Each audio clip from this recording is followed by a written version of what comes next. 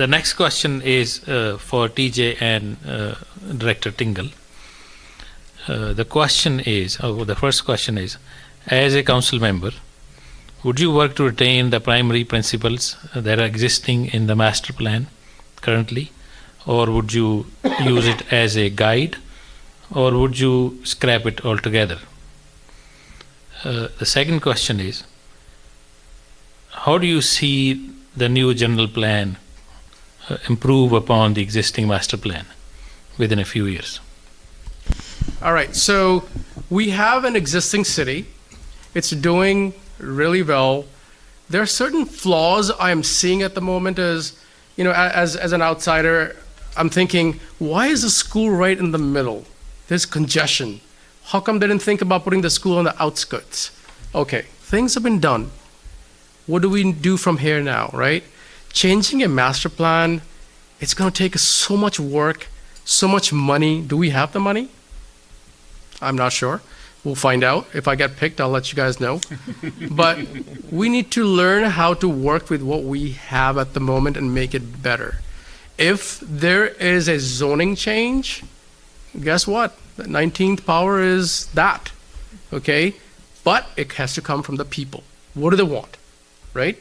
So if folks say, okay, they don't want that kind of business, it's not gonna come. If they want, this is how I see businesses. Who are we catering here? Young little kids? Somebody who is middle age? Elderly folks? There's 3 different kind of folks, So do we have businesses over here which satisfy the needs of all these folks? No, we don't. But what's the best thing to bring? I mean, we can brainstorm. That's why we're having this meeting. You guys need to choose the right kind of people over here, folks who have the experience, who is an entrepreneur, okay? I can make decisions. I'm sure there are other folks over here that can do that too. But this is where, we're gonna meet the road. So my thing is what we have, we're gonna work with it. And if there's a need to change, we'll change it. Over.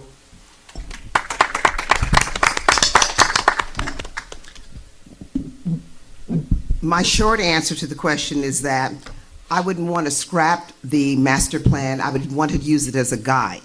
The reason why I'm using it as a guide is that for the last 21 years, that's been our guiding principle of how we're moving forward. So it can't be all bad. However, enough has happened over the years, people moving in, just the change of the way we do business and the economy, that it may need some tweaking. I don't say scrap it. I said tighten it up, and a 3-year plan is good to go on, because it'll take that time not only for a new council, which I hope you make me part of, becomes more cohesive, working together, but most importantly, it gives us time to, as our town or city is growing, to get the input from everybody as to what we really want and how we're doing business differently. The schools, as we grow, it's getting more information. It's obvious now that if we have more people moving into the town and people bring kids with them, our schools are going to grow. And we have to factor all that in, because schools take money, and I'm a proponent of schools. Love kids, love working with schools. Our school is doing a wonderful job, but that all still affects our tax base. So I say don't throw it away, tweak it, build upon it, and use that time for the council to work cohesively and strategically plan step by step what's done with input from you. Thank you. Just a quick comment. It's not going to hurt us to plagiarize. There's cities out there who've done the right thing. Mm-hmm. This is not an exam here, right? We can absolutely plagiarize. We can look at cities who've done it right for them, and just follow them. Over. Copying is the best form of Flattery. Mr. Meir, you have Yes, just a quick comment. While 1 minute. yes, Now comments are just 1 minute. okay, just a quick comment. While we say yes, that we will keep the master plan as the guideline and see that what we want to continue with general plan, what it boils down to at the end of the day is that it is the voice of people. So we will always have to emphasize on that we are here, we will be serving on this council, but the voice of people is the first step that we would want to hear. That is what it will boil down to eventually. Yeah. I want to emphasize on that. Thank you. Yeah. Rana? You know, I think so far we've had a really good example of having to pivot, because after, let's go with the crash in 2008, so many things changed. We have been pivoting with the master plan. We've stayed with it, but there has already been some things that have had to change already with that. So to ask the question, would you change it or keep it?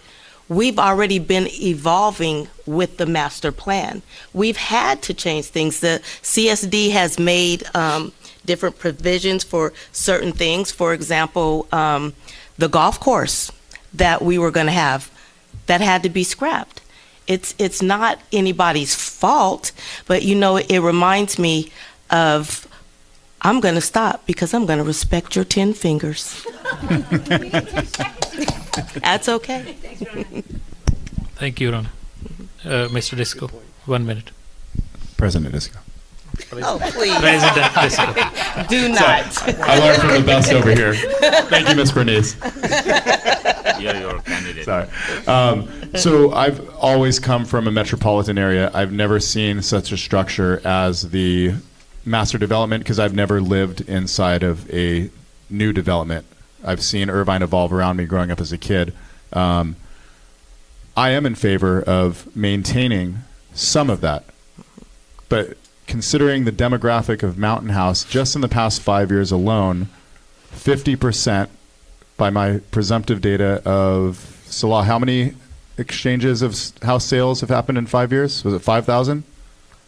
So out of 5,000 change of ownership or new ownership to, you assume, another 5,000 of renters, I think people deserve to have chickens in their backyard if they're properly cooped. And whether you can vote or not, I feel like that sentiment is shared in Mountain House. Thank you.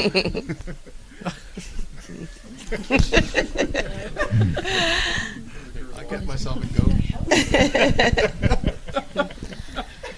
The next question is for Wahid and Sadia. So, based on questions that has come to us, the community would like to know how you feel as the new city council is coming on how you can hold developers accountable to build the infrastructures and community facilities that the city needs in a timely manner. And we can start with Sadia. So that's a good question. How do we hold them accountable? I think we get the community involved and we get everyone's input and figure out what's the right way of taking care of things that are coming in the future and what is the timeline that's required by the community. So it's for the people, from the people. That's all I have. I share the opinion. Absolutely, it's pro-residents. What we have to do is with developer management, basically managing these developers. So we, as a city council, will have to make them accountable based on the timelines that we want the progression. It may be delay, but as long as we are able to see the incremental progress, that's what we have to hold them accountable for, and that's what we should do. TJ, I have 1 a minute? minute. Yes. Okay, cool. So there was a meeting 3 weeks ago, and the meeting was set by the new developers. And the meeting was, what kind of houses do we need to have in Mountain House, the next upcoming 4 villages? And since I'm an advocate for healthcare and, for a senior citizen community center, I said, do we have anything like that coming? And the builder said, yes, we have a couple of opportunities. So guess what?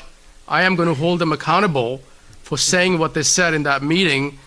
I can't make anybody do anything, but at least I can raise my rightful voice, and I'll say, hey, we have elderly folks in the Indian households. My mom and dad, they come from India and they stay over here. They need health care. They need to go to a place and hang out and not, sit and watch me all the time, right? So, this advocacy is a very important, and I'll make sure if you guys pick me, it's going to happen. Over and out. Thank you.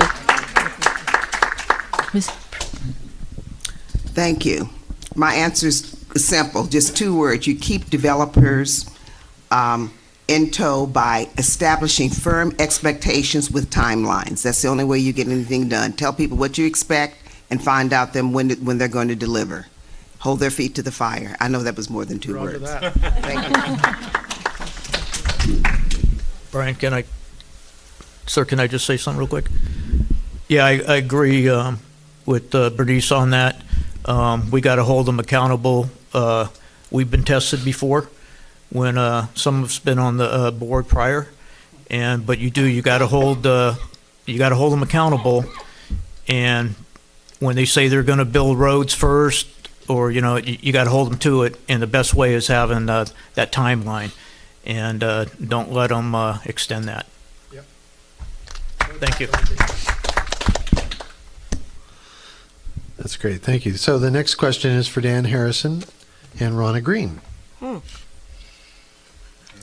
How do you envision that the new city council can act when it comes to economic development once out from under the control of the county and the limitations of the CSD's 18 powers? Do you have some specific ideas in mind, like maybe organizing a task force to seek out ways to bring businesses who might provide jobs to residents here in town, something else? And how do you envision that process playing out? Dan, we'll start with you. One of the things that I've done is I've met folks from the county, and to have that type of support, where it's your county commissioner, your treasurer office, when we need to get economic and bring businesses in, getting their support on it, making sure that we utilize what we have, like I said, with getting grants and stuff to help bring in things, so that way we could use our revenue for different areas that it should be. That's pretty much that's kind of it. What I got on that. Sorry. Thank you. Ms. Green? Can you rephrase the question again? It was kind of long and rambling, huh? That's because I took it from several questions that were asked to us and kind of pieced it all together. Basically, what we're saying is, as we become a city, Mountain House is not going to be under the control of the county to make our determination. We're not going to be at the mercy of developers to bring business here. And we're not going to be limited by the 18 powers of the CSD as it's been. You'll be able to actively go out and seek businesses to come to Mountain House. Right now, they can't do that. It's like not lawful to do that. So in order to develop a stronger economic base, we're just asking how you see that happening. I think it's very, very important what type of economic development or businesses that we're seeking to bring into Mountain House, because every business that you bring in might not be profitable and bring in revenue for our community. So we want to bring in businesses that we're going to benefit from, because I keep hearing, different things, and we can get this and we can get that, like we can get grants, but we can apply for anything we want to apply for. It's not guaranteed that we're going to get that money. So we need to make sure that we bring in the type of businesses, unlike the warehouses, that will benefit and bring in money into Mountain House. For example, Not to say we don't need Safeway. Of course, we need a grocery store. We need to eat. However, food is not taxable. So the amount of revenue that comes in from food is not as high as the amount of revenue that comes in from the gas station, correct? So I wouldn't want to bring in another grocery store because food is not taxable. So what business could we bring in that will help us with our economy, that will help our kids with their education? I mean, a lot of things don't come to the Central Valley because there's nothing really here for them. We have no place to have any type of conferences. This is really an extension of Silicon Valley and the tech industry. And right now, that's where the money is. So I don't know right now. I can't say we're going to do this, thus, and so, but I think that it's very important to do the research, to crunch the numbers, and to figure out the businesses that will be just beneficial. And plus, it's important to see where are we going to put those businesses. Thank you so much. I think TJ was first, then we'll go Bernice and Wahid. 1 minute each. It's a loaded question. Yes. Do we really need businesses here right now? No, we don't. We have enough revenue, to pay the money we need to pay to get going. But yes, eventually we have to make the right decisions for the businesses, right? So what kind of businesses? Can we plagiarize? Oh yeah, we can look at different cities, what kind of businesses they had, right? We can ask the people what exactly they're looking for and then come up with a short list of things and see if we can recruit those kind of businesses in town. That's my sense of, because I don't think I'm educated enough to go out there and start looking for things. I can certainly look at some cities, do some research, find out, oh, this worked over here, that worked over there, this catered to my kids, this catered to myself, this will cater to my mom and dad. So those kind of things have to come from the people for sure. We could definitely look at and get it going. Also, one more thing, businesses should not be destroying our streets. Those are expensive to fix. So we need to be cognizant about the costs we have to pay to repair the streets, to maintain them and stuff like that. If you don't know what I'm saying, look at the budget. I spend hours looking at it. Thank you. Over. Okay. Answer short, it somewhat co-signs what Mr. TJ said. The first thing is that we need to determine what it is that people want and what you would support. Businesses don't come in organizations where they think they can't make money. That's why it took so many years for Safeway to make it here, because it has to be profitable for them. Find out what it is that you want, and then be in a position to start incentivizing people to come, businesses to come, to get it started. Because that is the way that people would start wanting to come out here, where we can increase jobs. And I do co-sign in, if there's a lot of trucks and what have you, we might want to not look at them so heavy because it is roads. But the point is the 2 points: incentivize, find out what you want, and incentivize businesses to come in and be with us. Thank you. Wahid? So while I am proponent of Major D, so we can get incorporated, but at the same time I want to be cautiously optimistic with what, for example, TJ mentioned, that we don't need businesses. But what our figures tell us that the OPEX cost is 85% of our revenue. So we are left with very thin margin of 15% that we cannot afford to continue to live with that unless we find some creative ways of generating revenues. So we will have to be conscious about that. Like, for example, the transient occupancy tax with hotels. So this is something that we could be creatively thinking about it. One option, and we can have multiple creative options. We can think about how we can maybe have what's called outlet malls into this also opened up. And then, more important, what I want to be talking about is be proactive, given the scenarios we have seen. For example, city of Vallejo getting bankrupt. So these are the case studies that we should. This triggers our proactive mindset to see that how we can avoid such situations. We have to work on that. Yes. Thank you. The other part of the equation that I left out the second time I said it is jobs. The original promise of Mountain House was live, work, and play, which later was looked at as kind of a marketing ploy. But maybe there's an opportunity for jobs. TJ, you want to say something? Doctor already had his minute. But I'm making a valid point right now. So not We'll even let we it- get the businesses, Thank we you. need to support them.